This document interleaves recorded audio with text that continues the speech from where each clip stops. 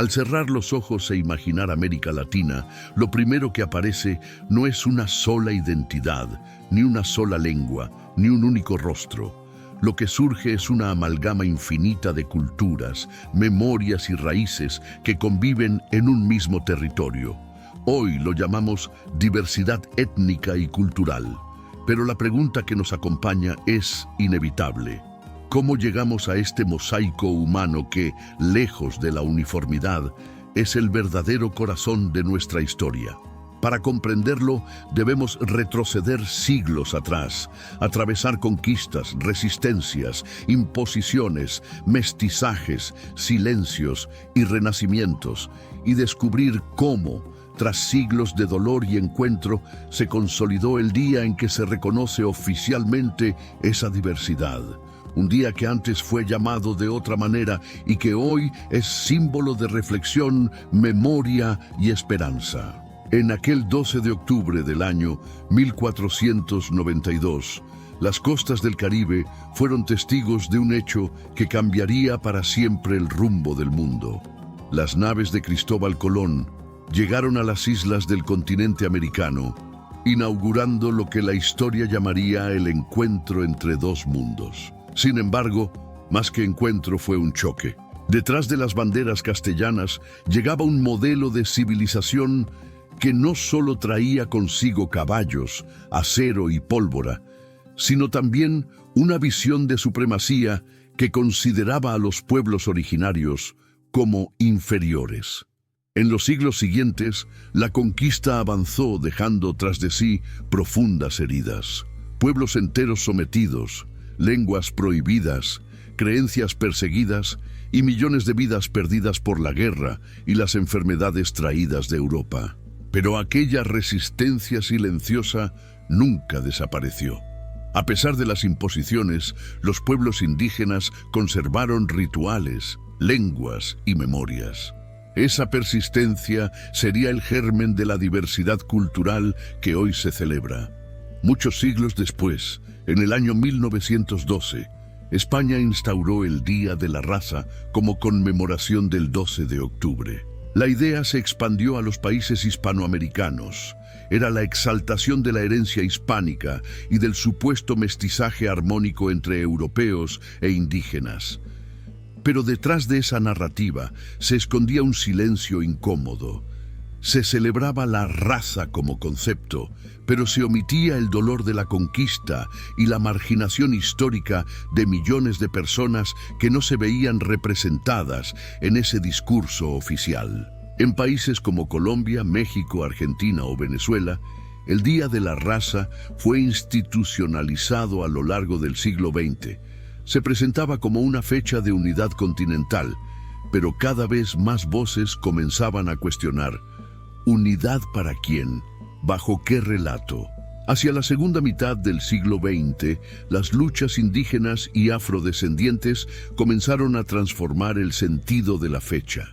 En 1992, al cumplirse 500 años del llamado descubrimiento de América, estallaron manifestaciones en todo el continente. Lo que antes era celebrado como un encuentro pasó a denunciarse como el inicio de un genocidio cultural y físico.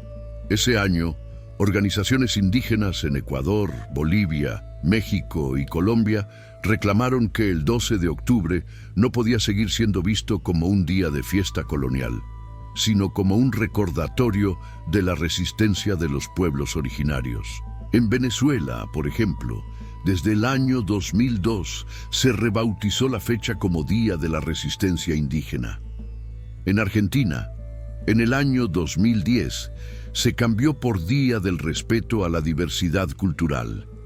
En Colombia, a partir de la Ley de Lenguas de 2010, la fecha pasó a llamarse oficialmente Día de la Diversidad Étnica y Cultural de la Nación Colombiana. El cambio de nombre no fue una simple formalidad, fue la manera de reconocer que el relato dominante había invisibilizado a comunidades enteras durante siglos. En el caso colombiano, La diversidad es tan amplia que resulta imposible de encasillar en una sola palabra. Más de 102 pueblos indígenas conviven en el territorio, cada uno con su propia lengua, cosmovisión y forma de relacionarse con la tierra. A ellos se suman las comunidades afrodescendientes que tras siglos de esclavitud mantienen vivas sus tradiciones en la música, la oralidad y la gastronomía. También están los raizales del archipiélago de San Andrés, Providencia y Santa Catalina, con una identidad marcada por la lengua creole y las influencias caribeñas. Y las comunidades palenqueras, herederas de la resistencia cimarrona, que mantienen vivo el legado de Bencos Biojó y la primera ciudad libre de América. Colombia es, en sí misma, un espejo de la diversidad latinoamericana, y el 12 de octubre se convierte en una oportunidad para preguntarnos, ¿qué significa ser una nación con tantas raíces distintas? ¿Cómo convivir en la diferencia sin que una cultura pretenda imponerse sobre la otra? No siempre ha sido fácil. A lo largo de la historia moderna, las comunidades étnicas han enfrentado la discriminación, el despojo de tierras, la marginación política y la invisibilización en los relatos oficiales. Durante gran parte del siglo XX, la educación enseñaba la historia nacional desde una perspectiva europea, mientras los pueblos indígenas y afrodescendientes eran mencionados apenas como notas al pie, como vestigios de un pasado que debía ser superado. Pero esa narrativa comenzó a transformarse. Con la Constitución colombiana de 1991, por primera vez se reconoció al país como una nación pluriétnica y multicultural. Este fue un punto de inflexión. La diversidad dejó de ser vista como un obstáculo y pasó a considerarse un valor fundamental de la identidad nacional.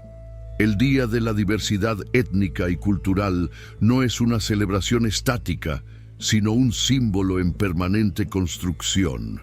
Cada año, escuelas, universidades y comunidades organizan actividades para reflexionar sobre el papel de la diversidad en la construcción de la paz, la defensa del territorio y la lucha contra el racismo.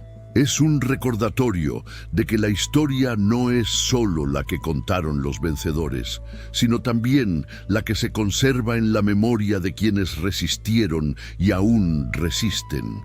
Sin embargo, la fecha también guarda una paradoja. Mientras algunos la viven como un día de orgullo y reivindicación, otros aún la perciben con la mirada colonial del pasado como una exaltación del descubrimiento europeo. Y es ahí donde surge la pregunta abierta: ¿puede una misma fecha cargar con significados tan opuestos? ¿Es posible reconciliar la memoria del dolor con la celebración de la diversidad? Hoy, en pleno siglo XXI, el reto es aún mayor. En un mundo globalizado donde las culturas tienden a homogeneizarse, preservar las lenguas, las tradiciones y los conocimientos ancestrales se ha convertido en una carrera contra el tiempo. La diversidad cultural no es solo un recuerdo del pasado, es la base para construir un futuro más justo, donde cada voz tenga el mismo valor. El 12 de octubre ya no es únicamente el día en que llegaron las naves de Colón, ni tampoco solo el día de la raza, como lo fue en el siglo XX.